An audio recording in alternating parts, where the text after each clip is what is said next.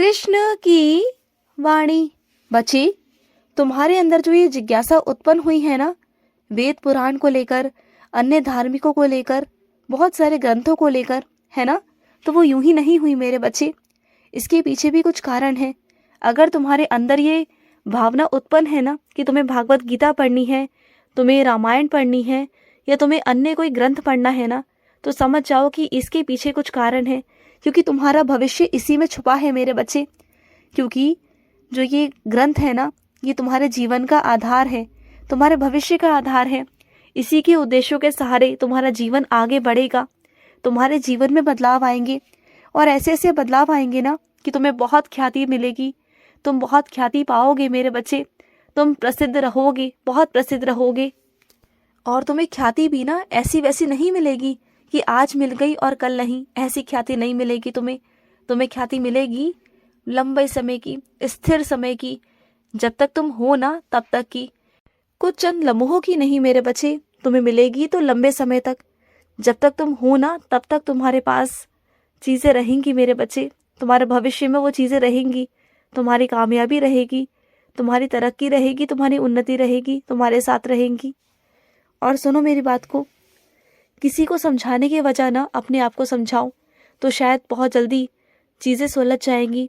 क्योंकि तुम ना क्या करते हो, दूसरों को समझाने में बहुत समय व्यर्थ करते हो।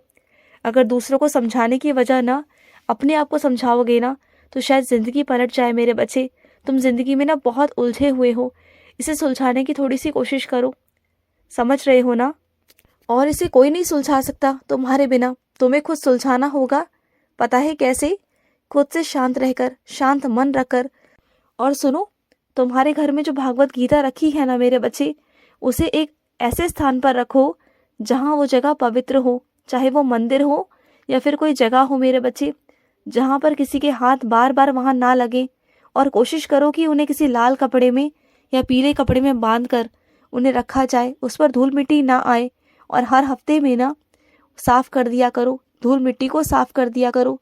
इतना तो तुम कर ही सकते हो ना। और सुनो, अगर तुम्हारे घर पे कोई ऐसा अतिथि आ जाए ना जो तुम्हें बिल्कुल पसंद नहीं, जिनसे तुम्हारी बनती नहीं या लड़ाई झगड़ा है, जो भी है मेरे बच्चे, लेकिन अगर वो गलती से भी तुम्हारे घर में आता है ना, तो उसे यूं ही मत जाने दिया करो, उसे पूछ लिया करो, उसका मान सम्मान कर लिया करो। तुम उनकी तरह नहीं बन सकते मेरे बच्चे, जैसे वो है ना वैसे तुम नहीं बन सकते। तो चीज़ों को समझने की कोशिश करो। अगर वो तुम्हारा आदर सम्मान नहीं करते हैं तो तुम कर लो ना, कम से कम उन्हें खुद शर्म आ जाएगी कि तुम उन्हें पूछते हो। तुम उनसे चाय पानी पूछो ना, तुम उनसे खाना पूछो, उन्हें खाना भी खिलाओ। अगर वो खाना चाहे ना तो उन्हें खाना भी खिलाना। उन्हें धीरे धीरे अपने आप समझ में आ जाएगा कि तुम क्या हो, और उन्हें अपनी गलती का खुद ही एहसास होगा। तुम चिंता मत करना। और सुनो, तुम बहुत तड़प रहे हो ना किसी चीज़ के लिए, बहुत अंदर से परेशान हो ना, तो वो चीज़ बहुत जल्दी हो जाएगी, बहुत जल्दी होगी। परेशान मत रहो। और सुनो, अपनी जिम्मेदारियों से कहाँ भाग रहे हो तुम? हाँ, जो दायित्व है तुम्हारी जिंदगी के, उससे तुम भाग नहीं सकते। संन्यास लेना चाहते हो, संन्यास लेकर कहाँ भागना चाहते हो बोलो? इस दुनिया में अगर रहकर तुम सारे काम करोगे तो क्या वो सही नहीं है मेरे बच्चे? इस दुनिया में ना भगवान ने तुम्हें सन्यासी बनने को नहीं, अपने कर्म करने भेजा है। इस संसार में अपने संसार को संभालने भेजा है। तुम्हारी जो छोटी सी दुनिया है ना, इसे संभालो ना। और तुम जानते हो, बहुत सारी जगहों पर ना मैं तुम्हें भेजता हूँ कि जो जगहें गलत है ना वहाँ तुम जाओ। और कई लोगों को ये लगता है कि तुम बस जहाँ आफत आती है ना वहीं जाते हो, लेकिन ऐसा नहीं है। जहाँ पर कुछ गलत हो रहा होता है ना, तो वहाँ पर मैं तुम्हें भेजता हूँ, क्योंकि तुम सक्षम हो इस चीज़ के लिए कि तुम वहाँ से वो चीज़ें हटा पाओगे। और जो दुनिया में लोग हैं ना, वो नहीं कर पाएंगे। कुछ ही मेरे चुनिंदा बच्चे हैं जो गलत को गलत और सही को सही बोलने की हिम्मत रखते हैं, जो हिफाजत करना जानते हैं, जो गलत के खिलाफ बोलना जानते हैं ना। तो मुझे वो बहुत पसंद है बच्चे, बहुत बहुत पसंद है। और वो हिम्मत तुम्हारे अंदर है मेरे बच्चे। तुम्हारी ताकत, तुम्हारी हिम्मत तुम्हारी प्रार्थना में भी है, मुझे मालूम है। जब तुम मुझसे प्रार्थना करते हो ना दिल से, तो तुम्हारी दुआएं भी स्वीकार होती हैं मेरे बच्चे। मेरा आशीर्वाद तुम्हें मिलता है, उसी वक्त मिलता है। क्योंकि तुम्हारे अंदर ना एक खासियत है कि जब भी तुम प्रार्थना करते हो, दिल से करते हो, मन से करते हो। और जो मेरा बच्चा दिल से प्रार्थना करता है ना, उसकी सारी मनोकामनाओं को मैं पूरा करता ही करता हूँ। ऐसा हो ही नहीं सकता कि वो मुझसे प्रार्थना करे और मैं पूरी ना करूँ, ऐसा हो ही नहीं सकता। और सुनो, कुछ चीज़ें ना उलझ सी रही हैं तुम्हारी ज़िंदगी में, मुझे मालूम है। कुछ ऐसी उलझ रही हैं ना कि सुलझाने का तुम्हें मौका नहीं मिल पा रहा और ना तरीका मिल पा रहा है। तो सुनो ना, अगर वो उलझी हुई है ना तो उसे उलझा हुआ रहने दो। अगर वो सुलझ जाएंगी ना तो जिन रास्तों पर तुम चल रहे हो ना आगे, वो नहीं चल पाओगे, परेशान हो जाओगे। तो उन्हें उलझा ही रहने दो। जब समय आएगा तो मैं सुलझा दूंगा, खुद से सुलझाऊंगा। लेकिन अभी के लिए ना मत करो ऐसा, मत सुलझाने पे जाओ, शांत रहो। और सुनो, अगर तुम्हारे पाँव के नीचे कभी गलती से भी ना कलम आ जाए या कोई किताब आ जाए ना, तो उसे उठाकर माथे से लगाकर एक तरफ रखा करो, क्योंकि वो माँ सरस्वती का आशीर्वाद है।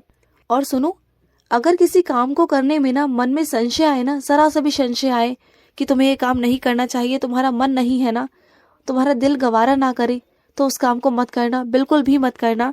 क्योंकि देखो, चीज़ें तुम्हारे हिसाब से हो रही हैं, अच्छी बात है, लेकिन कई चीज़ें तुम्हारे हिसाब से नहीं होती है ना, तो वहाँ तुम्हारा मन थोड़ा सा खटकता है। तो तुम ना वहाँ से अलग हट जाना, मत करना उन चीज़ों को। क्योंकि जहाँ मन गवारा ना करे ना, जहाँ मन में संशय आए, जहाँ शक पैदा होना, वो चीज़ें नहीं करनी चाहिए, हट जाना वहाँ से। और सुनो, कुछ चीज़ें, कुछ लीलाएं तुम्हारी ज़िंदगी में होंगी मेरे बच्चे। कुछ ऐसी लीलाएं होंगी ना जो तुम समझ नहीं पाओगे, तुम्हें समझ अभी नहीं आएंगी। और अभी मैं तुम्हें समझाना भी नहीं चाहता, मैं थोड़ा वक्त चाहता हूँ तुमसे, थोड़ा वक्त दो। आने वाले दिनों में ना तुम्हें खुद वो सब चीज़ें समझ में आ जाएंगी कि वो मेरी लीला क्यों थी और कैसे थी। अभी कुछ समझ में नहीं आएगा, क्योंकि तुम्हारा और मेरा तरीका अलग है। तुम्हारी जहाँ सोच खत्म होती है ना, वहाँ से मेरी सोच शुरू होती है मेरे बच्चे। ये ईश्वर है ना, ईश्वर की सोच बहुत आगे तक होती है मेरे बच्चे, बहुत बहुत आगे तक। और इंसान की सोच सीमित है, तुम सीमित हो और मेरी सोच असीमित है। तो इसलिए तुम्हें समझ में नहीं आएगा अभी, लेकिन जब आएगा ना तो तुम्हें बता दूंगा, समझा दूंगा। समय आने दो, मैं तुम्हें बता दूंगा मेरे बच्चे। और सुनो, तुम ना बिल्कुल भी अपने शरीर पर ध्यान नहीं दे रहे, खाना पीना ढंग से नहीं खाते, समय से नहीं खाते, अपने काम में इतने व्यस्त रहते हो ना कि खाने का कोई समय ही नहीं है। तो खाने का समय ना निर्धारित करो। देखो, काम बहुत ज़रूरी है ज़िंदगी में, मुझे मालूम है, काम के बिना कुछ भी नहीं है। लेकिन मेरी बात सुनो, काम क्यों कर रहे हो? अपने पेट को पालने के लिए ना, अपने घर में 2 रोटी देने के लिए ना। अगर तुम वही नहीं खा सकते, वही नहीं कर सकते, तो क्या फ़ायदा कमाने का मेरे बच्चे। चाहे कोई इंसान बहुत अमीर हो, चाहे बहुत गरीब हो, या कैसा भी हो मेरे बच्चे, अगर वो कमा रहा है ना, तो सबसे पहले वो अपना पेट भरेगा, सबसे पहले वो खाना खाएगा। अगर उसे चैन की ज़िंदगी में रोटी नहीं मिल रही ना, रोटी नसीब नहीं हो रही ना, तो कमाना बेकार है उसका। मुझे माफ़ करना मेरे बच्चे, लेकिन यही सच्चाई है। अगर तुम समय से खाना नहीं खा पाते हो ना, तो तुम्हारा कमाना बेकार है, कुछ भी नहीं है, कोई मायने नहीं उन चीज़ों के। और सुनो, अपने चेहरे पर ना तरह तरह के सौंदर्य इस्तेमाल मत किया करो। कभी कोई, कभी कोई, कभी बालों में करते हो, कभी चेहरे पर करते हो।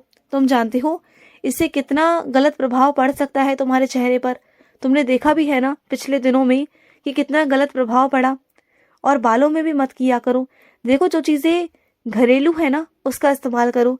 बाहर की चीज़ें मत लगाओ मेरे बच्चे, क्योंकि बाहर की चीज़ों में रासायनिक चीज़ें हैं, रासायनिक तत्व हैं, उनसे बचो, मेरी बात को समझो। और सुनो, अगर कोई तुम्हें अपशब्द कहता है ना, तुमसे गलत बात करता है, गलत तरीके से रहता है, गलत व्यवहार कर रहा है ना, तो ऐसे इंसान को जवाब देने का कोई मतलब नहीं मेरे बच्चे।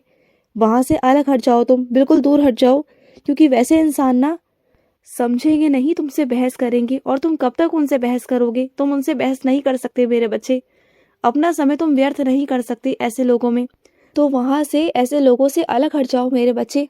क्योंकि वैसे लोग ना समझेंगे और ना ही तुम उन्हें समझा पाओगे। उन्हें सिर्फ वक्त समझाएगा और सही समय पर समझाएगा। तो सब वक्त पर छोड़ दो और जाने दो। उनकी वजह से अपना दिमाग मत खराब करो, बिल्कुल मत करो। समझ गए ना? खुश रहो। आज का कृष्ण संदेश समाप्त हुआ। जय श्री कृष्ण।